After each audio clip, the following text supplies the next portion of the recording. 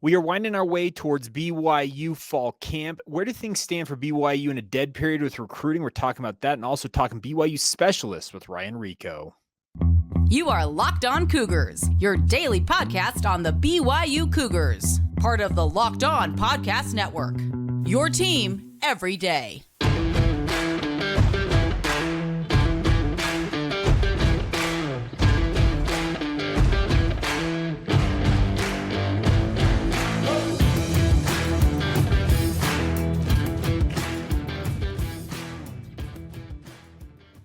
What's up, everybody? I'm Jake Hatch, your host here on Locked On Cougars, your resident BYU insider. Thank you for making Locked On Cougars your first listen today. Thank you to all of you who are everydayers with us here on the Locked On Podcast Network. This is your original daily podcast focused on all things BYU sports. And a big thank you to all of you for checking us out. All right.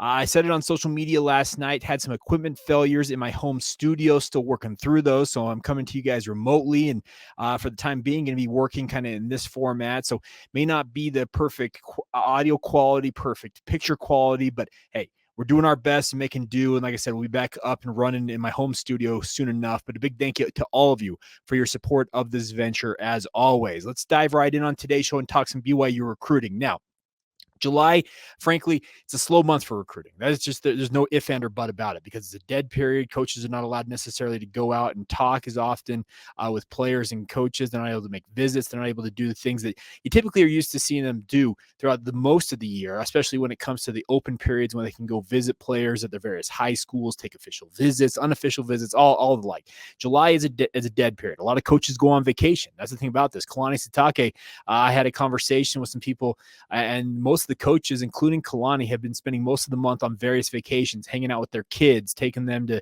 Disneyland or doing whatever they have planned for before the craziness that is the college football season gets going. And BYU will report on July 31st, and the first practice will be August 1st. So it's not far off, folks, but recruiting still, there are some tidbits out there. Ben Criddle lifted the lid on one important one yesterday on social media, saying that Noah Lugo, the quarterback from the Fort Worth area down there in Texas, he is going to make an unofficial visit to BYU coming up on July 29th. That's when the window opens back up for guys to make visits. Of course, many of you might recall he goes to Eaton High School down there in Hazlet, Texas, just outside of Fort Worth. 6'1.5", 180 pounds, a three-star prospect who has been committed pretty heavily to UTSA of late. I think he committed just over a month ago to the Roadrunners, and obviously BYU will have to obviously win him over if he is the guy they ultimately opt to take in the 2024 recruiting class. Now, inevitably, that's going to lead to the question you're thinking to yourself, Jake, well, what's the status with Maea Luiaki-Smith? Still in the holding pattern. Frankly, I think BYU is still very intent. If Maea Luiaki-Smith decides that he wants to be a BYU Cougar, BYU will take him. He's got the size, the ability, the very polished arm, playing at Sarah High School there in the Bay Area of Northern California, of a guy that BYU absolutely would love to have in the recruiting class, but they can't wait forever. And that's why they're evaluating other quarterbacks, including Noah Lugo. Now, Lugo, as I mentioned, a UTSA commit, you're going to have to bring him on campus and obviously win him over because UTSA has the simple fact of the matter that they're in his proverbial backyard, just down the road, figuratively, from Fort Worth in San Antonio. I think that'd be like a 2.5, 3 hour drive. So think of it essentially as a guy from Orem or Provo, where they grew up, potentially in Utah Valley, going to St. George or the like, where it's a relatively simple drive to go home. Whereas if a guy like Noah Lugo were to leave Fort Worth and come to Utah, that's a plane ride. So there's a difference there. But BYU, I can tell you, they are very interested in Noah Lugo and his skill set. This is not just an offer they threw out willy-nilly. They don't go offer guys who are already committed to other schools if they don't believe in this guy's potential, speaking of Noah Lugo, and his potential to be a BYU quarterback and contribute to the football program. Aaron Roderick has said it once, he'll say it again. He will always take a quarterback in every recruiting class. Does that mean it has to be a high school guy? No, because BYU could very well go right back to the transfer portal in the 2024 class and grab a guy, whoever it might be from around the country, that enters the transfer portal coming up. I don't necessarily think that's the prudent route for BYU to take, my personal opinion on that, but that's something that they could also do. If things don't work out, for example, with Maea Luiaki-Smith or with Noah Lugo, he decides UTSA is where he wants to be, well, then you kind of go back to the drawing board. But BYU still has some scholarships to work with, and I actually had a question thrown at me, and I apologize. I'm working remotely a little bit, and I don't necessarily have my entire setup, so The question was sent to me via email saying, Jake, I'm seeing a bunch of players enter the portal of late. What's the situation? I thought guys couldn't go into the portal. Now, you can go into the portal if you're a graduate transfer at any point. Doesn't matter when. If you are going to be graduating in the upcoming semester from the institution you're currently attending, you can go into the transfer portal at any point. Now, the other one is Northwestern. That's an interesting situation in and of itself. Now, many of you might recall Pat Fitzgerald recently got fired as head coach of the Northwestern Wildcats. Well, under the new rules with the transfer portal, every player on the Northwestern roster can enter the transfer portal if they so desire within the next 30 days of whenever that firing officially took place. So we're like a week, I think, past it. So the clock is ticking. If guys do want to leave, they have that option to do it without losing eligibility. Now, after those 30 days, they would be locked in with Northwestern and their interim head coach until the end of the season when the portal window opens back up at the end of the college football season. But they do have this 30-day window to find out what they're looking for. Now, I don't have any intel in regards to if BYU is looking at any of those guys. I do know that BYU is still continuing to evaluate all options when it comes to their roster for the upcoming season.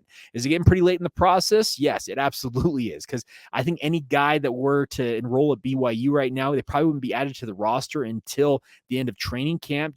I think that's how an enrollment works with how BYU would handle it. But nonetheless, they are continuing to evaluate all their options on the recruiting front. But you can rest assured that BYU is still doing some work out there. I think the Noah Lugo thing is a very interesting kind of situation in and of itself because of the fact that BYU is still kind of waiting on Maya Luiaki-Smith to announce what he is going to do with the BYU football program. But so long as he continues to kind of string BYU along, and for that matter, Oklahoma State and the other schools that he's been interested in, well, those other schools are going to continue to evaluate their options. It's a two-way street. This is not where you hold a school hostage, so to say, and they're like, oh, well, we're good to wait. No, BYU is doing their due diligence, looking at the quarterbacks, and that's why Noah Lugo is going to make that visit to BYU coming up at the end of the month. I think it's a pretty savvy offer for BYU to make. Obviously, BYU, where they may not have the proximity card to play, they have the Power 5 card. Now, UTSA is an ascendant football program. I think UTSA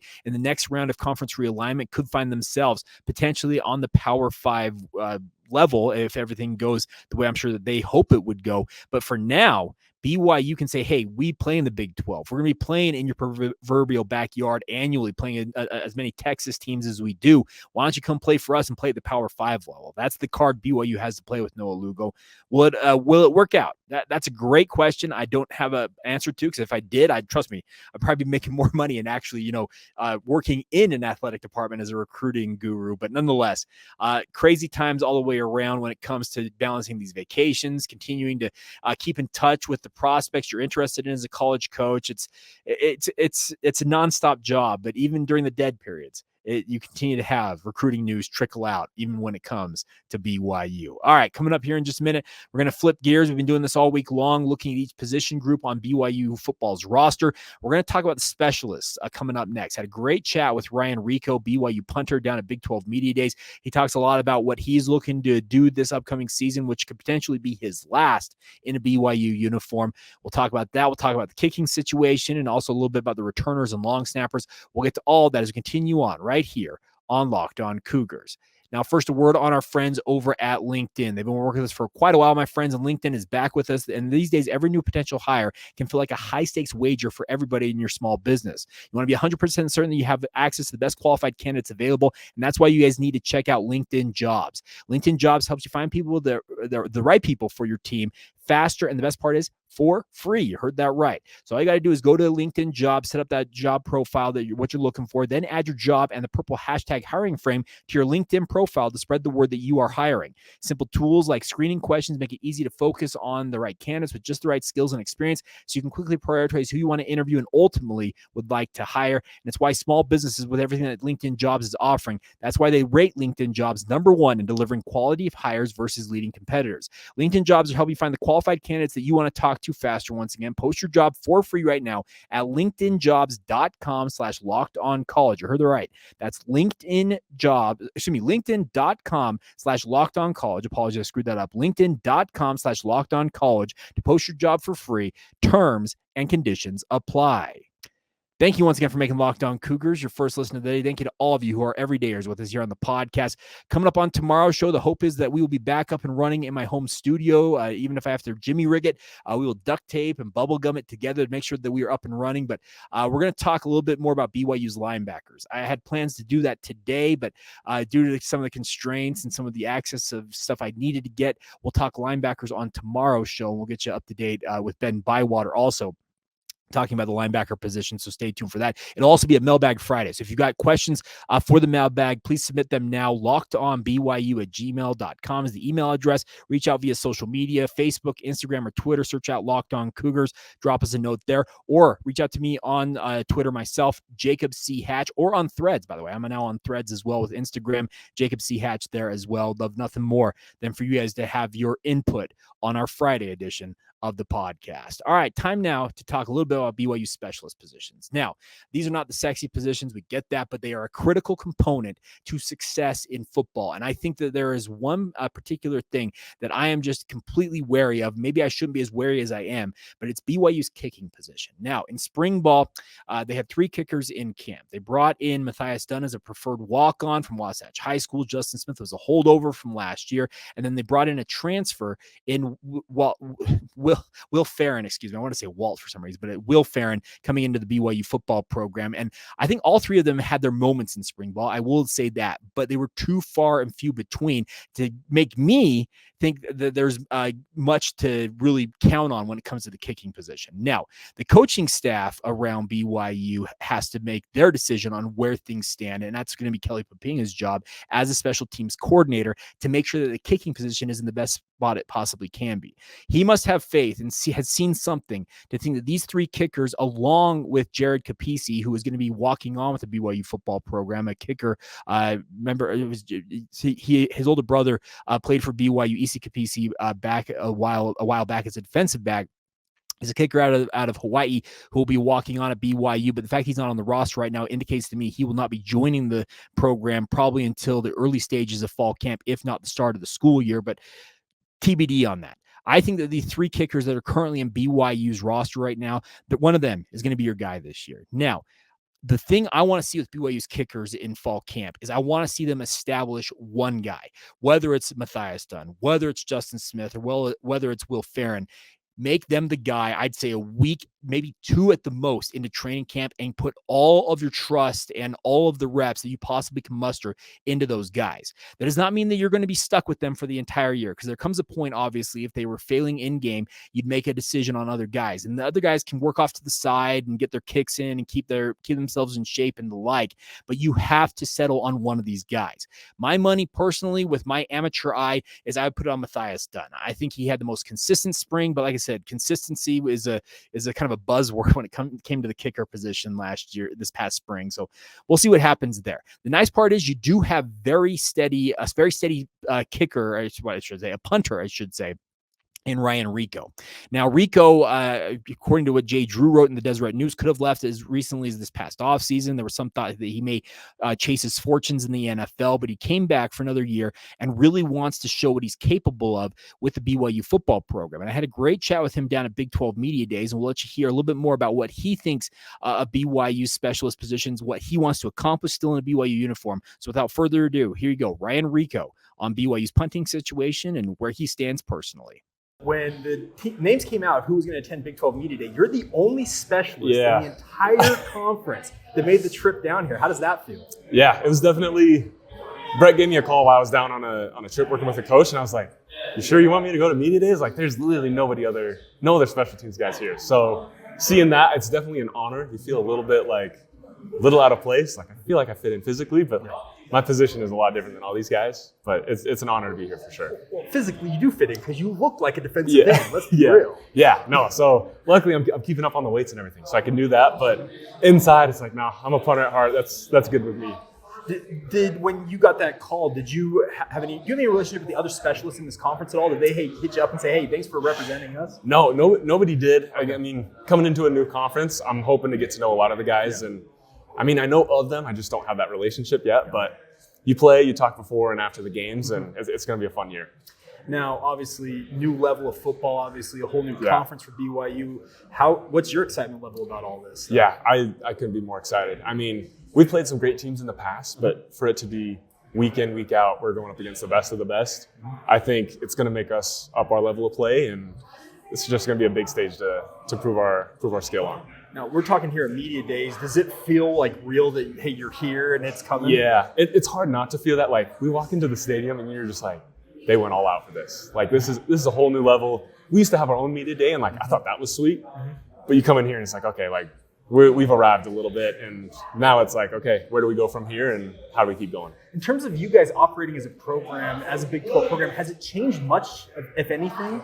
Oh, honestly, I don't know if facilities-wise or anything like that, it's like been a huge difference.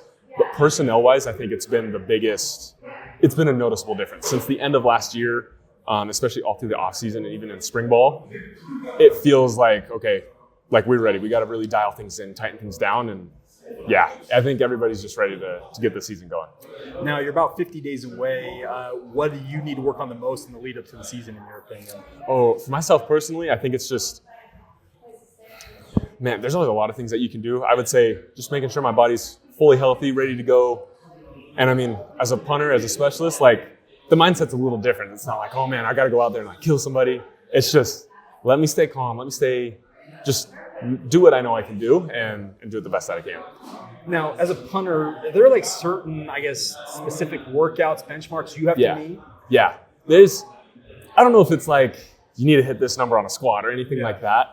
We do a lot of the same workouts as the rest of the team and everything like that. But this year's been different too, just with this new strength staff. They've been able to kind of tailor it a little more to the specialists. And so I've noticed a difference in myself already, and I think that's been a really, really positive change.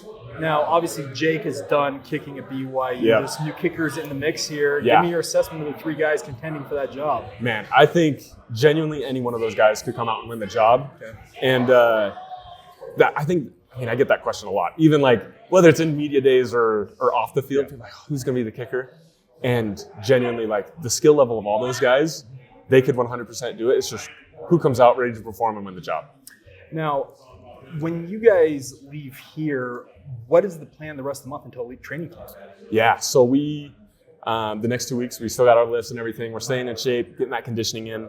And then, I mean, for myself personally, it's just, let's start getting my body ready for fall camp. Start kicking a little bit more so I'm not just, legs are dead. The first day of fall camp, that first week, you're like, oh man, I wasn't ready.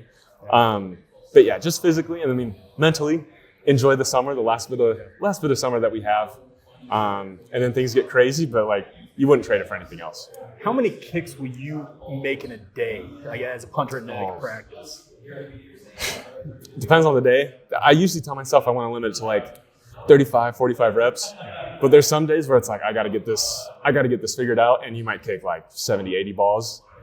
You try not to do those too much just because it's a lot of wear and tear, but it definitely happens once in a while. There you go, Ryan Rico, BYU punter with myself at Big 12 Media Days. Apologies for kind of the weird audio on that. I tried to take the echo out of it. We were in a very cavernous room, kind of what I'm recording in. The one I'm recording in is actually much better than the one that we were recording that in. Did my best to edit it, so if it sounded a little bit wonky, I apologize, but great stuff all the same, and I think that Ryan's in place for a big season. I actually picked him as a preseason punter. I think that he has the capability of going out there and having a monster year for BYU, and obviously when you have the punter on the field all the time, that means your offense typically is in a pretty tough spot. But I think that Ryan's got a good perspective on all things, and obviously he's got confidence that things are going to go well this year for BYU. Hope springs eternal, obviously, at Media Days, but a big thank you to him for taking the time to join us here on the podcast. Now, his younger brother, Landon Rico, is in the program right now as well. Landon is a kicker/punter on the roster. I think he's probably a year away from contributing very easily. Could be the one Rico hands the punting position to the other, beginning as soon as next year in 2024. Now, Ryan could come back for another year if he wants to, but it sounds like he is kind of looking at just year by year, kind of evaluating his options. And if he has a big year this year, year kicking it and really feels like it's his time to go out and chase his professional fortunes, so be it. He's a big body. Landon's not near the size of his brother. Ryan's listed at 6'5", 230 pounds. Landon's listed at 6 foot, 180. So a little bit different in body size, but at the same time, I think both of them very capable of contributing. Now, also on the specialist side of things, you've got the Riggs brothers who will be holding on to the long snapper position. I think that they are in very good hands. Use the pun there, insert pun joke there, but the Riggs brothers are very, very capable long snappers. I'm actually not concerned at all with the long snapping position for BYU right now. I think they're going to be very capable there. Now, at returner, I think there's going to be some interesting debates here, because obviously Hobbs Nyberg, I thought, was very, very solid at punt returner last year. And I've been a guy who thought early on in his run as BYU's punt returner that Hobbs needed to be replaced by somebody else, but he's impressed me over the past year. And I would assume going into training camp that Hobbs will be your lead guy at punt returner. Now, with regards to kick return, I think it's going to be a different philosophy here, because Kelly Papinga approaches kickoff return different than Ed Lamb did at BYU. And I think that you'll be looking at guys potentially like a Parker Kingston and some of these other more speedy guys that can return kicks. Miles Davis could be in the mix. Guys who have got a really elite straight line speed could be more heavily utilized in BYU's new special teams alignment. And that's me kind of speculating on that and having had just some very minimal conversations on it. But I think that you're going to see the kick return strategy for BYU very different this year. Now, the rules in college football continue to adjust, and they want nothing more than to see more touchbacks. That's just kind of the way they've kind of built things out with regards to the rules on special teams. But going back to kind of the first thing I talked about, I've got one major question. A major hole for me is that kicking position. And there's major pressure on these guys. Trust me, kickers, they can lose you the game. They can win you the game. Whereas other guys in the specialist positions, their mistakes may not necessarily be as glaring. Now, could a long snapper screw up a snap that could end up with a kick that gets just botched and you lose the game? Yes, that can happen. Could a punter just shank a punt off of his foot and the very next play a team scores a touchdown? Yeah, that happens. But kickers have an inordinate amount of pressure on them because of their ability to score points and single-handedly, footedly, whatever. We're going puns today. Why not have some fun with the puns here? But single-handedly or single-footedly could you win you or lose you a football game. So call me a critic, call me a skeptic, call me what you will, but I just think that the kicking position for BYU is one gigantic question mark right now, whereas the rest of the special teams unit for BYU, I think, is actually, frankly, quite solid. Like, you look at everything else, punter, long snapper, return men, I think everything lines up, but there is just that one glaring issue at kicker, and I hope it doesn't come back to bite BYU in the rear end this year. All right, coming up here in just a minute, we'll finish out today's show looking back at another game in BYU football history. Obviously, we've been going back through the 2020 season, and that's one of the things about this is we look at what's going on with each one of these games. And this was a wild game we're going to talk about next. BYU made a trip to Houston. Some of you may have made the trip because it was the first game in the 2020 season that BYU fans were actually able to sit in, I guess, mass. It was relative in terms of the actual number of bodies in the stands, but fans were actually able to attend this game. We'll talk about that coming up right here on Locked On Cougars. Thank you once again for making Locked On Cougars a part of your routine, everybody. Just a reminder for you, if you still want to enter to win that signed Jaron Hall football or some other BYU swag, we are doing a giveaway. The way to enter is to make sure you're subscribed to Locked On Cougars on Facebook. Subscribe to the show on whichever podcast providers you happen to listen on, whether it's Apple Podcasts, Google, Spotify, Stitcher, the litany of other podcast providers that we are on. We're on available everywhere, and also available on YouTube. Please subscribe on YouTube, even if you plan on listening to the podcast elsewhere. Just help us out with the algorithms out there and help us build this audience. So if you guys send us a screenshot of you being subscribed on YouTube, as well as wherever else you're subscribed to lockedonbyu@gmail.com, you'll be entered to win. The grand prize is a Jaron Hall signed football. I've got other BYU swag I'll be handing out as well. So we'll have multiple winners, but the grand prize will be that signed Jaron Hall football.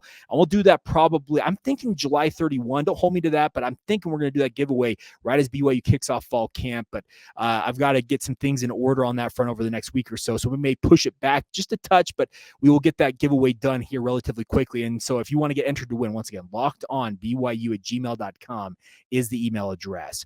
All right, as we finish out today's show, looking back at another crazy game in BYU's 2020 season. Now, BYU came into this game going to Houston, who was 1-0 on the season, BYU had, funny enough, had played 4 games already in their season when they faced off. BYU ranked 14th in the country in this game. And this game just started auspiciously, just put it that way.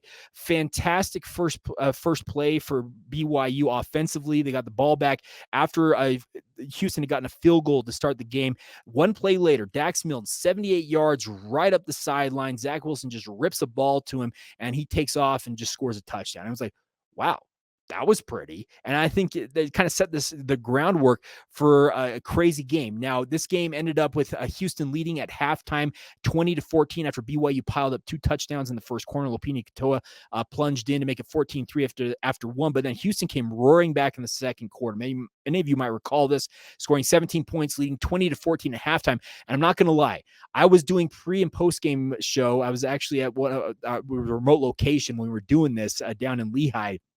I remember thinking at halftime, okay, this is tipping a little bit for BYU. They got to figure something out here. Now, Clayton Tune had a pretty good game, ended up 21-31 for 310 yards and 2 touchdowns. But in the second half of this game, to BYU's credit, their defense really did their part in this game. They held Houston to just 6 second half points, really locking things down. This was, in my opinion, George Udo was the star of this game. It was George Udo, in my opinion, his finest game in a BYU uniform, coming on blitzes off the edge, getting sacks. BYU's getting some pressure on Clayton Tune. It was a very, very impressive defensive adjustment at halftime for BYU in this game. And let's be honest, there have been a lot of those you could say about the Elisa Tuiaki run at BYU, but they made adjustments in this game. And then BYU came alive in the second half. 7 points in the third quarter. They obviously were battling, but the fourth quarter, BYU just really started roaring.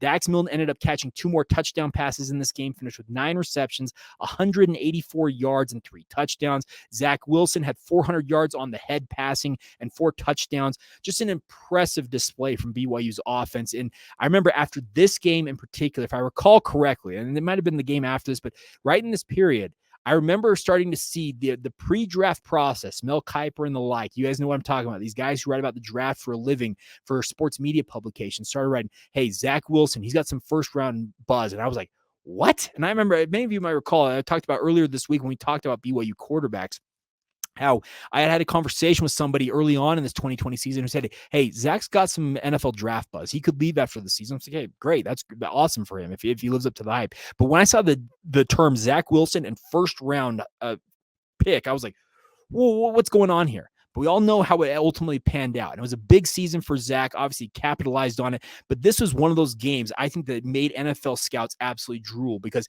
the way that he played in this game, got down, obviously, but did not panic. Ended up 25 of 35, 400 yards, 11.4 yards per attempt, 4 touchdowns, 0 interceptions. Just a truly impressive display, especially considering BYU struggled to run the football in this game. It was one of the rare games in the 2020 season BYU did not run the football well. They ended up 78 yards on 24 carries. Tyler Algier had a touchdown as well as Lopini Katoa. But Zach Wilson was actually BYU's leading rusher with 9 carries and 40 yards. He had a long of 32 in this game, but he was just absolutely in full control, showing everything that you wanted to see from a quarterback of his caliber in this game. And this was one of those games I think the NFL scouts said, okay, Houston's not a team that we're going to kind of cast aside. No team is, but Houston was by far the best opponent BYU had played to date in that season. And I think NFL scouts kind of sat up and were like, hey, we got to look a little deeper into the Zach Wilson kid. And obviously we all know how it shook out over the succeeding few months, or actually 5 or 6 months, but nonetheless, crazy times. Got BYU to 5-0 on the season. And I remember after this game against Houston, the way BYU came roaring back to take control of this game, a true team effort in the win, it felt like, okay, what is BYU truly capable of this year? Could they make a run to the New Year's Six? It was a crazy year in 2020. We all know that. But we'll talk about how things continue to unfold as we continue on with the podcast tomorrow and on into next week. And a big thank you once again to all of you for bearing with some of the technical difficulties